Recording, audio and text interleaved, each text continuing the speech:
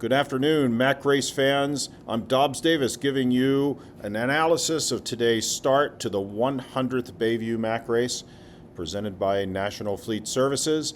And this analysis show is brought to you by Van Toll and Ventelli Insurance Group and LCS Record Retrieval.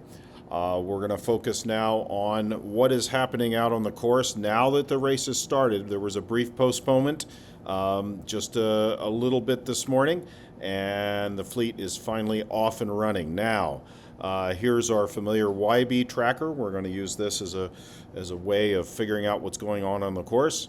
All the boats are down here at the bottom of the lake, and some of them are starting to poke out of that massive group that you see.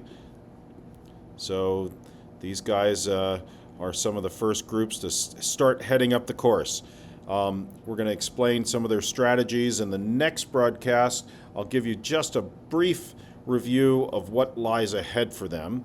So let me scroll back out. If we have this wind overlay, how did I get this? Well, this flag right here, and this, if you move your cursor up to here with the overlays and you toggle that, you get options on what to have, no overlay or one called predict wind, and I use the Windy app. So this shows the colors and the wind speed vectors on the course. You can see light air in blue down here in the bottom of the lake.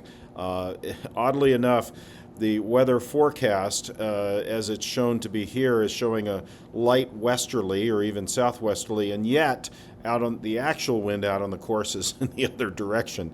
What they're sailing with now is actually a slight easterly or even northeasterly. So it shows that at low wind speeds, the models aren't always correct.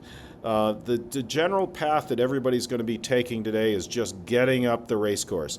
Some of the boats will be favoring going in, some will be favoring going out, looking for more pressure, more wind speed out.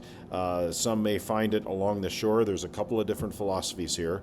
I'll expand on that in the next show, but I wanted to give you that feedback from the race course. And then also the guys that are in the fast boats will be sailing the slow boat or the short boat course this time around.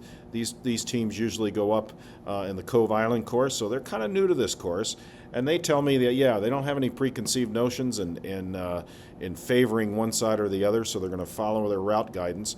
But as Bora Jolara told me on Natalie J, the TP52, that won the Super Mac race recently, and they said, hey, we're going to look to see what we got, do the best with what we have. Yes, we're looking at models, we're looking at strategies, and they're looking at their competition. But everybody that I've talked to has a similar philosophy.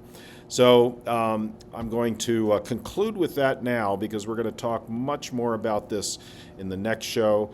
I'm going to leave you with this screen that just indicates that in about 5 hours I hope to have our next show, which will give you an analysis of what's happened on this first leg of the race, and with more boats out on the course and how they're getting up that shoreline.